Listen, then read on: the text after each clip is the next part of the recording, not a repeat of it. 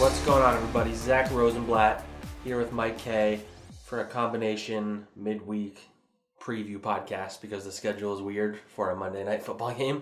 We have Sunday off, but still a game to cover, which is like we haven't had that since last year, which is weird. I am kind of looking forward to a Monday night game, even if these are two bad football teams. The Giants are worse than the Eagles in theory, but we saw that doesn't matter. So, but everything matters. Yeah. Hey, nice. That was good. Yep. That was a little callback to Doug. So a few things to cover before we get into the preview stuff. Pretty dramatic relative to the rest of the season. Pretty light last couple of days, but still kind of feels like a little dramatic. Just in the Eagles finally deciding to cut ties with Mac Hollins has been the big topic. I feel like we should get into that a little bit. I know we've talked about him way more than he probably deserves to be talked about, considering his level of production. A lot of that probably has to do with their proclivity for playing him, despite all of that. But so I wasn't at the Mike Groh, Jim Schwartz press conference. You were there for Mike Groh. I was there for Doug today, and Doug was a little, almost like prematurely defensive. Yeah, he was apprehensive about. So he was. Someone just straight up asked him so why did you guys get rid of Mac Hollins? And before a question was even asked. He said, the power structure of the Eagles. He's like, but I know where you guys are going with this. Where I didn't even get the sense that's where everybody was going. He's like, Howie and I talk about everything before decisions are made. They're like, well, then who makes the decision? He's like, well, Howie does. But there does seem to be, there's been, I believe, 6 guys that played significant snaps and then were cut a day or two later this season. Anderson Dejo, Jordan Matthews, Akeem Spence, Orlando Scandrick, Zach Brown, and did I miss somebody else? Hollins. And Mac Hollins. And they were cut a few days later, which is a pretty clear sign that there's some sort of disconnect, whether it's the talent evaluation, the decision to cut these guys, how the coaches feel about these guys. I mean, you can even count LJ Fort as a guy who maybe was cut prematurely, clearly, because he's played really well with the Ravens. But what do you make about all this? Because it's a lot. I think it's more than just talk. It might seem like everybody's overreacting to Mac Hollins, but I think it's a deeper issue than that. Well, I think when something happens twice, it's a coincidence. When something happens 6 times, it's a reality. And I do think there's a situation here where even if there's maybe not a disconnect in oh man, the coaching staff can't stand the front office, it's, hey, we're not finding the right people for the right system, or the front office isn't like the way that the players are performing in that system, despite the coaching staff being confident in them. And I think, this has been a season that's been full of change and turmoil and everything like that. It just kind of seems like this team in general can't see the forest through the trees. You know what I mean? It's one of those things where I don't think they've really done enough to enhance the roster in season. They've kind of been resting on the practice squad or, the occasional. Even last year, they did a pretty good job of finding guys. Yeah, I mean, they did work on the practice squad quite a bit too. Yeah, like LeBlanc and Trayvon Hester, for example. Right. They haven't had a guy like that this year. And I mean, there's been somewhat of a shakeup in the front in the scouting structure with Joe Douglas leaving, so maybe that could be part of it, but. Maybe Andy Weidl's not as assertive as Joe Douglas is. I don't want to speculate on that, but, different talent evaluators have different approaches. But I will say this. I do think that the coaching staff puts a little bit too much weight on their current players. We were talking to Jim Schwartz yesterday, and, Devontae Parker was killing Ronald Darby and Jalen Mills throughout the game on jump balls. And I asked Schwartz, did he ever consider putting in Rasul Douglas? And Schwartz's answer was, Mills and Darby had done well against his 50-50 balls in the past. I wanted them to get out of their funk. Well, you don't really have that luxury when you're 5-6 and now 5-7. So that's a little weird. I do think, Doug Peterson's biggest strength is relating to his players, but sometimes I think he coddles or protects them a little bit. The fact that Howie was willing to quit on a 4th-round pick, I think, says something.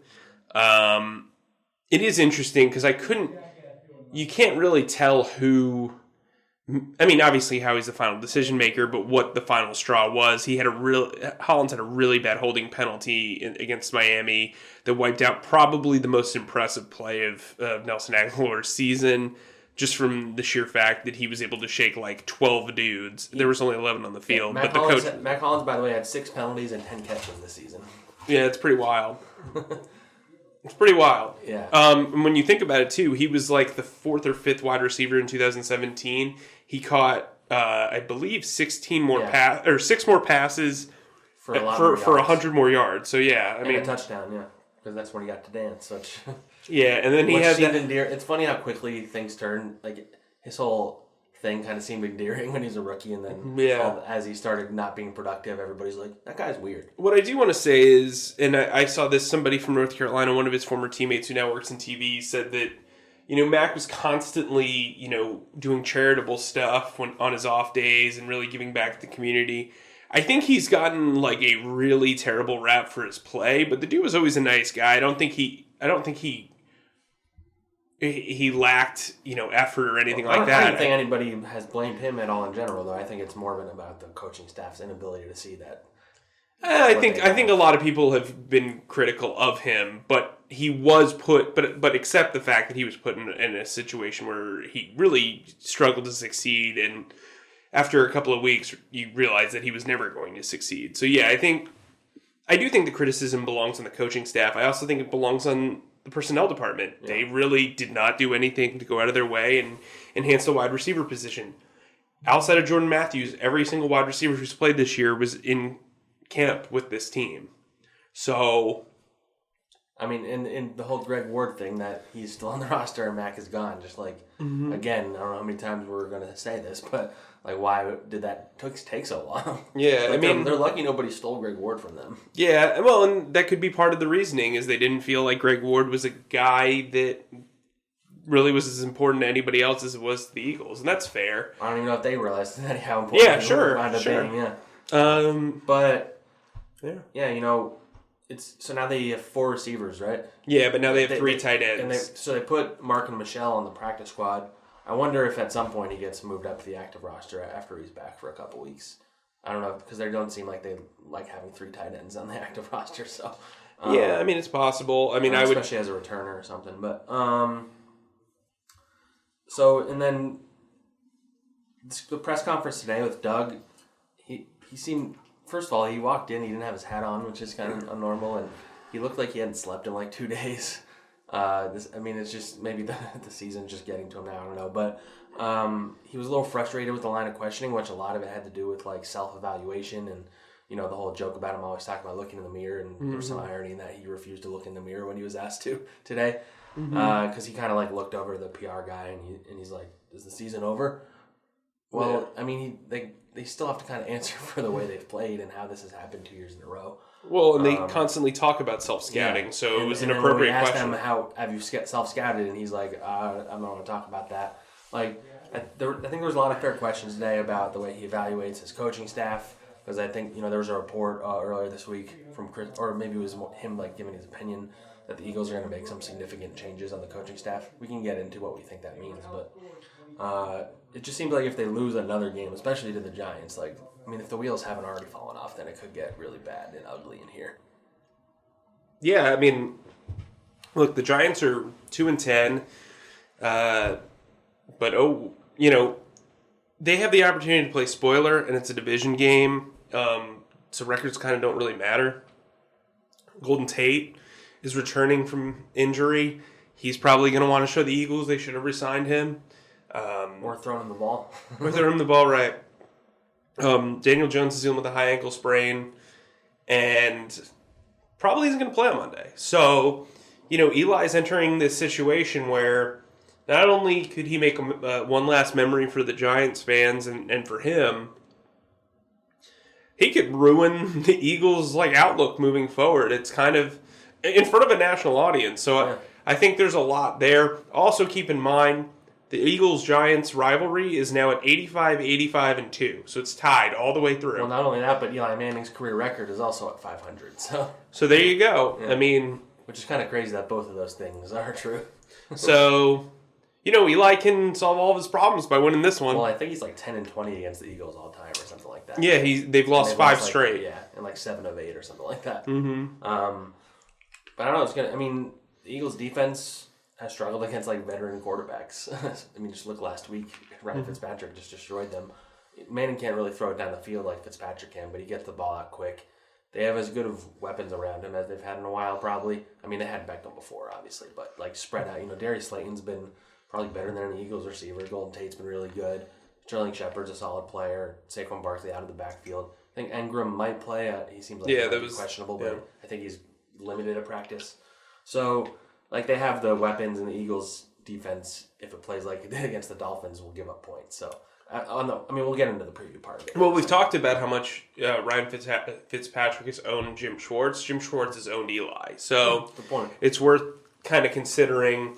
I also think the Giants' defense is so bad. That's when you're supposed to say, how bad is it? How bad is it? That I do think that this Eagles team will put up 30 points. Or probably at least 27.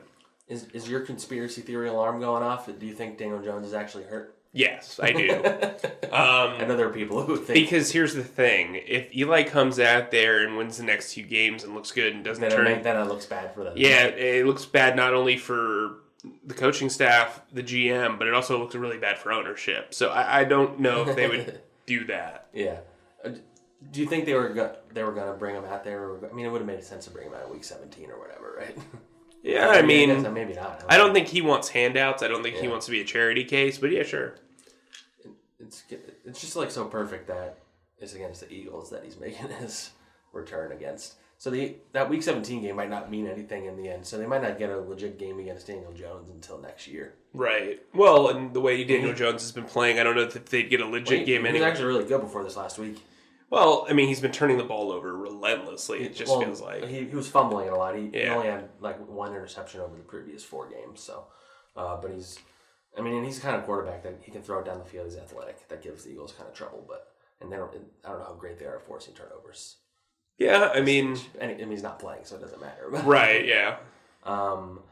But so just other Eagles stuff. So Jordan Howard still not clear for contact. Mm-hmm. Doug claims that it's not season ending. I would doubt he plays on Monday night, so that leaves 3 games for him left this season to play unless they make the playoffs. Well, what's your level of concern now? My level of concern doesn't really matter if they lose to the Giants, right? I think they want to have him back for the Cowboys game. I think that's they know what that is. If they can't beat the Redskins and the Giants, then the Redskins are looking decent lately. Yeah, they've won 2 games. Yeah. They've also played 2 relatively bad teams. They just got Ron Rivera fired. I think the Eagles can win these next 2 games, and I think they can win them handedly. That said, if they don't, man, the people are going to bring the takes are becoming hot and fast and furious. You're going to see people with tiki torches outside NovaCare. It's going to be ridiculous. So let's go into the significant staff changes thing. Let's kind of run through the staff, because I think there's a lot of people who you could say 50-50. Some that are probably fired, some that are pretty safe. Cool. You want to start on offense or defense? Let's start on defense. I think that's more interesting. Yeah, I think they're more. So defensive line. I think defensive line's been pretty solid. I think Philip Daniels he'll be back, I would think. Yeah, pretty unsatisfied with the way it's done, but they've played well. I think Josh Sweat has gotten better. He did a good job of incorporating Anthony Rush. He's dealt with a lot of injuries at defensive tackle. This is not the group that they plan to have. Timmy Jernigan, and he's had those. So they've had a lot of dumb penalties on the defensive line, I should say. So that needs to get fixed, but that's a defensive-wide issue. Mm-hmm. You agree with that? Philip Daniels probably safe? Yeah, I would say he's safe. Yeah. Linebackers. Ken Flagel should retire. But the thing is, I don't know how much talent there even is there, so I don't even know how much you can blame him. But I don't know how much better it's going to get. Bradham has not gotten better over the last 3 years. He's also getting older. True, but for how much responsibility they give him, Nate Gary's a hit or miss. Camus. That's the thing. Nate Gary's not a good football player. Camus has been special teams his whole career. It's not like they've handed him. They haven't drafted. No, I don't think he's. But he is also older. He's been coaching longer than everybody. Sure. My point is, it's hard to evaluate someone when you don't give them players.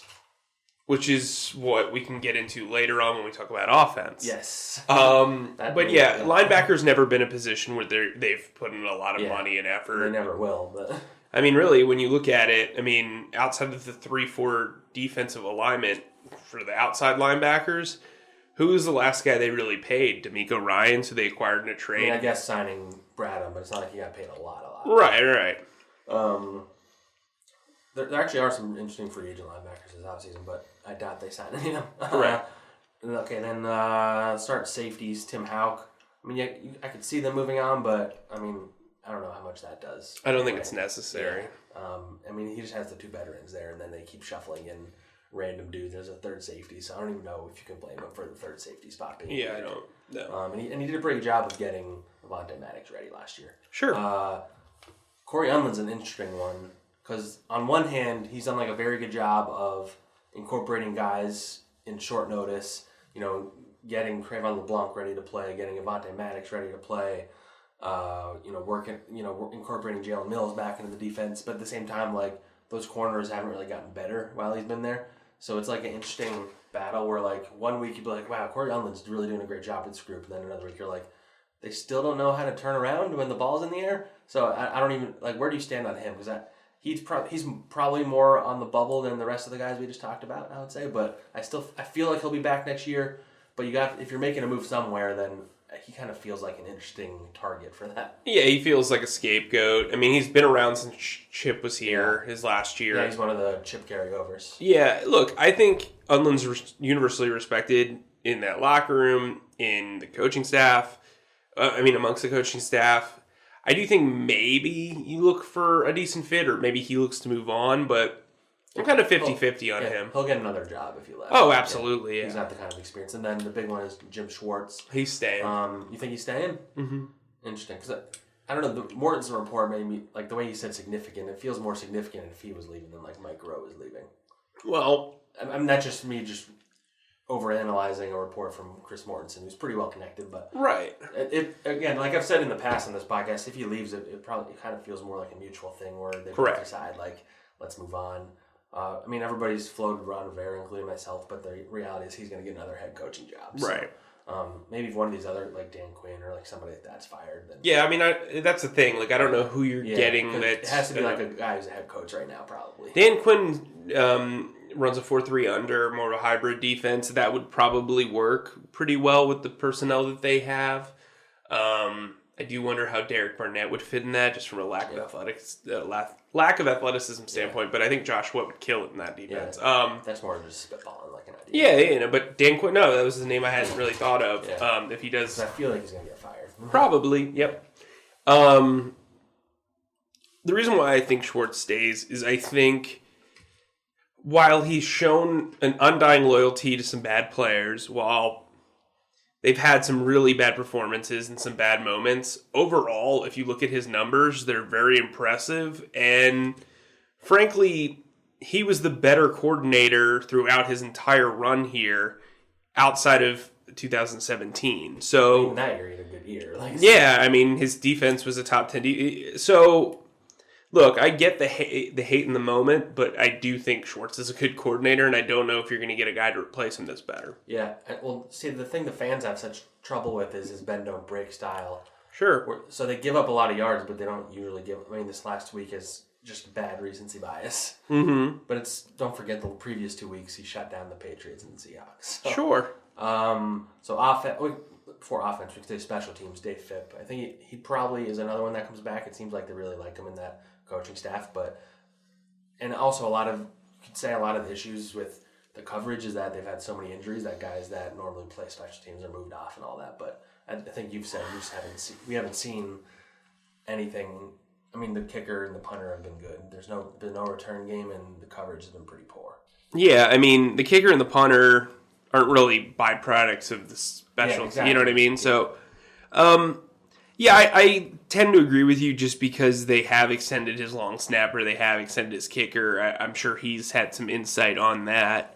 I think he's done a good job with Cam Johnson overall. But the coverage units, they need to improve. And the returner gave up that touchdown. Yeah, I mean, and returners, Woo! They've been shuffling dudes in there like crazy this year. Yeah, it just hasn't worked. So, even last year after Sproles went down. So, yeah, I could see him staying. Now, let's get to the offense where the fun is. A lot more fun. I guess let's start with the obvious staying, which are two guys. I think Jeff Stoutland is back, and I think Deuce Staley is back. Yeah, I don't think you can really fault the run game. I will say that Deuce Staley has done just an okay job with Miles Sanders. The rotations that he does sometimes never really make sense, but yeah, I don't know how much of that's Doug also. Like, we're not in the room. Right. I will say that I don't think Miles Sanders is ready to be a full-time workhorse back. Yeah. And I do, like I said before the season started, this is going to be Deuce's biggest project of his career. Like, they really invested in this position and invested in Miles Sanders, and he's looked lost at times. He's looked great at times. They need to find that footing. And, in 3 games without Jordan Howard, he's put up numbers, but then they've gotten away from him. So I'm interested to see how much their confidence is in him and then also in Deuce as a coach. Yeah. All right, so let's go from least interesting to most. Least, I would say Justin Peele. Whatever. Yeah, he'll probably be back. You could say that Goddard probably hasn't made the leap that everybody wanted him to. But, tight ends coach is a tight ends coach. Like, you're not going to get anybody unless you get, like, Tony Gonzalez to come into the building or something. Yeah, I think he's fine. Okay, the other ones are interesting. Let's start with quarterbacks. Press Taylor. That's very interesting. I think there needs to be a change. You need whether it's an offensive coordinator or quarterbacks coach. I think Doug is kind of tied to Mike Groh at this point. We can get into him in a minute. Mm-hmm. Press Taylor, he got all this hype. I think just by the virtue of being young, it seems like in retrospect. Mm-hmm. I think a lot of the problem with the offensive coaching staff is I don't think Doug. This is kind of a more big picture thing. He didn't really surround himself with adults in the room besides Jeff Stoutland. Like, he replaced John DeFilippo as a very experienced coach and coordinator with Press Taylor, who had never had this kind of job in his life and is younger than Josh McCown. Carson Walsh was the receivers coach. His only coaching experiences in the CFL. And those are the 2 spots. Mike Groh, he never been an offensive coordinator in the NFL before. So Doug just clearly wanted his hands on the offense, and he wanted full control of it, so he deserves a lot of the criticism. But definitely. But Carson Wentz just hasn't gotten better. It has to fall on somebody, and they just need it. Maybe Josh McCown is the guy next year. I don't know. Yeah, that's what I've been kind of stewing at a little bit. But then again, he's here right now. He's here, right? So, I think when you look at some of these coordinators that get fired as part of other regimes that get fired, you've got to kind of look at who's been able to develop talent. Now, the Jaguars are in bad shape. I wonder if DeFilippo keeps his job or with a new head coach, or he gets promoted or whatever. It'd be interesting to see if he came back, if he couldn't get any offensive coordinator jobs. There are guys around the league that would fit into that. Hey, I've been a quarterback coach for a while. Coach, I think, yeah. Yeah. I think Carson needs to be challenged, and not in a way that it's aggressive, but in a way that it fits in with his mentality, because he's hyper competitive. And I think when you view your boss or your coach as a buddy, as opposed, and I'm just speculating, as a buddy, or I think it's fair to wonder if he's a contemporary. If he's going to listen as much to someone like Press Taylor as he would a John DeFilippo, right? Or even a Josh McCown. Just because Josh McCown is a dude who's been in the league for a long time, right. And when they went out of their way to get Josh McCown, they could have signed some other backup, you know what I mean? But they really went hard after McCown, and I think his experience and him being in the room was important to them. They viewed it that maybe they needed another coach in there. Yeah. I'm not saying Press needs to be fired. I would just probably reconstruct his role. Yeah. He could get a job with his brother probably. If his brother has a job, yeah. Sure. Hey, they got their first win. Hey, there you go. Against the Jets. And they're celebrating they won the Super Bowl, which is never small miracles. You gotta. Yeah. I don't know how much we need to talk about this one, but Carson Walsh. Yeah, he's gone. There's just no, if he's here next year, I'd be absolutely shocked. That group has gotten worse. All their mistakes keep happening. But here's the problem, though. What's the solution? Yeah, this is going to be the sixth wide receivers coach. At least, Nelson Aguilar will be gone, so it's not like you have to keep saying that this is a sixth coach in 6 years anymore. Yeah. And so J.J. Arcega-Whiteside is the one where it matters, really, and it would be a second coach in 2 years. But you have to... Doug really needs to hit on that hire. It's maybe the most important thing he does this offseason, because they have a quarterback already, in theory. So if they replace Press Taylor, that would be, maybe more important, but... all right, so Carson Walsh, I think if you were to poll fans, that would be nearly 100%. Yeah.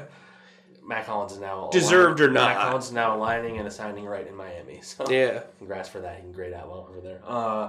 And then Mike Groh is the last one to talk about. I think we probably both think he probably shouldn't be here anymore unless they reassign him to be the receivers coach. I don't know how you feel, and I think he does get too much blame still. I do too. But his lack of impact has more to do with Doug than with him, probably. But if Doug, I don't know how to say this because I don't know how their dynamic is, so I don't really want to speculate. But just the offense has just clearly gotten worse under him. And I don't know how good he is at handling that publicly. I think that's more of Reich and DiFilippo not being here as opposed to Mike Groh's fault. Mike Groh and Press Taylor's fault. I mean, you're asking them to do stuff that really, really experienced coordinators and quarterbacks coaches did. You know what I mean? And they're not either of those things. So, So do you ultimately think he is let go, or do you think they bring him back? I could see them bringing him back, but... I can see them bringing him back. I'm kind of 50-50 on that one. I mean, I want to see how the offense performs down the stretch, but, really it's not looking great. Yeah. All right, so Doug, it looks like we both think the offensive staff is going to look quite different next year either way. Yeah, I think there'll be They need to bring a veteran coach in here. I think there'll be at least 3 new assistant coaches next year for sure. I don't know who this would, but there's a few... Matt Burke would be my pick for the linebacker replacement. I forgot that he was around, actually. That makes sense. But someone like North Turner, they need an old, even if it's just in an advisory role. There's some teams that have that on their staff, where they have an older coach who can't really... Gary Kubiak, North Turner, Exactly, Gary Kubiak. I mean, I think that would be really good for Doug. I don't know who, maybe a Brad Childress or somebody that he's familiar with from his career or something like that. Brad Childress is still hanging around. He's on the Bears staff now, actually. I looked that up the other day. He has a full beard instead of just a mustache now. That's exciting. Way different. Thanks for that update, Zach. You're welcome.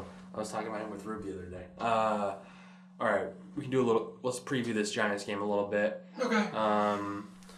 So the Giants, just to run through what they're good and bad at, I think is the best way to go about this, because they're pretty clear delineations with how bad they are at some spots. And so we talked about their weapons. They have some good ones.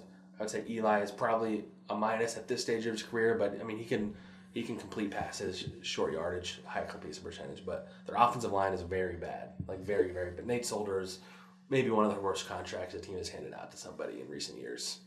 Yeah, I mean, Brandon Graham should have a field day on Monday. Well, he'll line up against Derek Barnett. I'm just saying in general, the other side's not good. Yeah, either. Mike Rammer versus... Mike Rammer is... I did Will Hernandez has been really bad. Yeah. I can't remember who their other guard is. Doesn't really matter. Yeah, their center's John Jalapeno or something. Yeah, John Jalapeno. I'll say this. Mike Remmers versus Brandon Graham is going to be one of those matchups where you're like, oh man, this is like the Jets game where Brandon Graham's basically going to dominate. That said, you could have said the same thing with the Dolphins and he didn't show up. So yeah, that's good. Their offensive line isn't good either. Right. So Giants is probably worse, but bad. Yeah, I mean, I think it'll be a good game for Fletcher Cox as well. Yeah, Fletcher Cox should dominate. I guess, Saquon said that Fletcher Cox is one of his favorite players to watch in the league, actually. Well, he'll be watching him very, very closely. Yeah. I mean, speaking of Saquon, he hasn't had a very good year, honestly. He's, by most metrics, he's been actually one of the worst starting running backs in the NFL. I think it probably has to do something with his ankle, but he's gone out of his way to say that's not an excuse. I think he's just good at, taking responsibility for things. I think there is something there. He, runs out of bounds instead of seeking out contact. Mm-hmm. He destroyed the Eagles last year. They almost beat them that one game. Yeah. Well, you and I both have taken our turn covering a Giants game, and to me, when they were playing the Jets, he looked slow. Yeah, that's the thing. He's just this dynamic guy usually, and something seems off. So if he's not the same, then if Saquon has a bad game and the Eagles can't win this game, then it's just chaos. But #rough. Receivers, you'll have Jalen Ronald Darby on Jerry Slayton and Golden Tate. Because I think Sterling Shepard plays in the slot. Yes. Right. Yeah. And Sterling, he's all right. He's been hurt a lot this year. He got 2 concussions. A little concerned about the corner's ability to cover them, but also not as concerned about Eli's ability to throw it down the field to them. Yeah, true. Yeah, or his pocket mobility, yeah. Look, the key to this game is getting to Eli and hitting him. That would have been the key with away like Daniel Jones. Right, that would have been the key with Daniel Jones too, though, just because of his tendency to turn the ball over. Or fumble it. I think, from a linebacker perspective, they're probably going to put a spy on Saquon. Can you go with Malcolm or a linebacker? I could see it being Bradham. They've done that before. I could see it being Malcolm. It'll be one of the two of them. Yeah. I could see it being Nate Gary, but Nate Gary is not a great tackler, so I don't know how you would do that. That'd be tough. But as slow as Saquon's been, he's still got great hands, and I think that's an element. That's the biggest threat of him this game. Yeah, if Evan Ingram can play, I think he'll be one of the better tight ends that they play against this year. He's very quick. I'm anxious to see how he does off of injury. Now, on the offensive side of the ball, I'm very interested to see if they can create pressure against this offensive line. They obviously traded for Leonard Williams. They have Dalvin Tomlinson. Dexter Lawrence. Dexter Lawrence has played well. Marcus Golden has 8 sacks. Yeah, and he'll probably line up against Lane Johnson. If the Eagles can keep them at bay, I think they'll have a really good shot at throwing the ball downfield. Janoris Jenkins is a very weird cornerback. Their secondary is bad. Yeah, he can produce a lot of interceptions. Yeah. You'll see those stats, but he also gives up a ton of big plays. They have a lot of young guys in that secondary who have strong, like Corey Ballantyne and Julian Love and DeAndre Baker. DeAndre Baker's been the worst corner in the NFL. Yeah, DeAndre Baker's going to be a fun guy to watch against J.J. Arcega-Whiteside. Yeah, this could be a big game for J.J. if they finally start targeting him.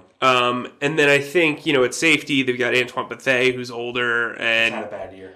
And then, look, I've been on this podcast and said it before. I thought Jabril Peppers was the most overrated prospect I think I've ever scouted. He's not locked to play either. I don't think he's cleared. Anyway, can I get on with my Jabril Peppers? He might not play, so. I don't care. We're still going to talk about him. He is the most overrated, one of the most overrated prospects I've ever scouted. You thought coming out he was overrated? Yeah, I thought he should have been a third-round pick. Okay. Thought the trade with Odell was hilarious. That said, I think he's played much, much better than I expected, or probably anyone expected this year. I think he's actually been a real asset for that defense, and so I'm going to eat my words a little bit. I don't think he's like a Pro Bowler or whatever. Not worth a trade. Not like he's not a first-round pick in a trade for Odell Beckham. Right, but he, solid player. And then also the Giants have had some real issues kicking the ball. Yes, Aldrich Rosas was a star last year, and he's been awful this year. Their snaps have been terrible. They had that dude Zack, I think he's on injured reserve now. Who's been around forever, and he was bad somehow in year 19, I guess. His hand just got old. It's pulling a bit of Terry or something. I don't know. Yeah. That's kind of like the gist of the head-to-head. But so, what do you think? How do you think this game plays out then? I said earlier that I thought that the Eagles could score 30 points. I don't think they will, but I do think this Eagles team is going to win this game. I have it 23-19. I don't remember what my score was, but I said last week that I'm back in the stage of until the Eagles prove to me they can beat somebody, I'm not going to pick them to win. So I picked the Giants to win. What do you got? Being a close, I think I had it at 28-24 or something like that. So I'd be absolutely floored if the Giants put up 28 points. But then again, the Dolphins put up 37. So anything's on the table at this point. Yeah, man, this is By the way, they lost to the Dolphins. You remember that? This is like the wild, wild west. When you do the preseason predictions, you're like, I could see them losing a game to the Giants on the road. I could see, maybe NFC East game on the road. We passed over the Dolphins game. We didn't even consider that as a possibility. Yeah, that was one of those things where, even at halftime, I was like, there's no way they're going to lose this game. And third quarter, I was like, there's no way they're going to lose this game. And then, the Gesicki touchdown was when I was like, man. No. Because we were both saying, it'd be nice for us to, be able to turn our stories in the third quarter. Yeah, that's all I want. Just let this game be it. Come on, just one game. 28-14. I want 2 games this year where I can do that. I did that at the Jets. The Jets game. The Jets game. Yeah, the Jets game. I wrote 3. 40 sacks. Yeah, I wrote 3 stories before the end of the game. All right, and someone got mad that we haven't been reading the comments lately, so we'll read a few of them right now. Keep them coming, and we'll keep reading them. I'm sorry to disappoint you. Yeah, we're sorry. Anthony Campos says the Eagles are trying to save Jason Garrett's job. Yeah, I saw that. I love that comment. Got 16 likes on the comment alone. That's the only logic, really. This is from our post-game pod, so the's a lot of depressed Eagles fans. Yeah. Laser80. I was so embarrassed by this loss, I didn't show up at work on Monday to avoid the teasing. Just didn't go to work.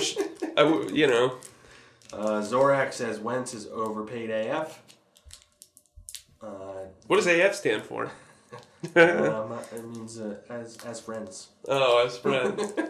Yeah, I guess I wouldn't pay that much for him. He's overpaid as a friend, but as a quarterback, he's fine. Jesus and Meza.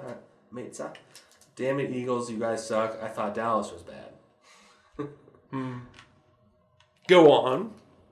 Don't know what this means. Maybe you will, and I'll read it anyway. Eastside Moo says, I think he's referencing the cartoon. Doug Funny is Doug Peterson. Oh, they're all Doug. Skeeter Valentine is Mike Groh. Roger Klotz is Jim Schwartz. All gotta go. These guys can't get it done. Shaking my head. P.S. None of this is on Wentz. Coach is putting him in horrible spots. This guy was banging on a street light, jumping on his banjo. Or wait, no.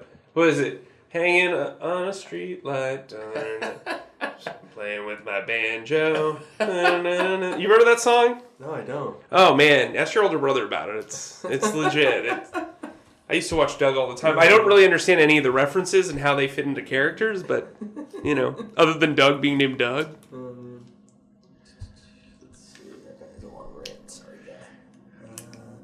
Dwayne Willis says Prescott has the intangibles, in parentheses, it factor, over Wentz all day.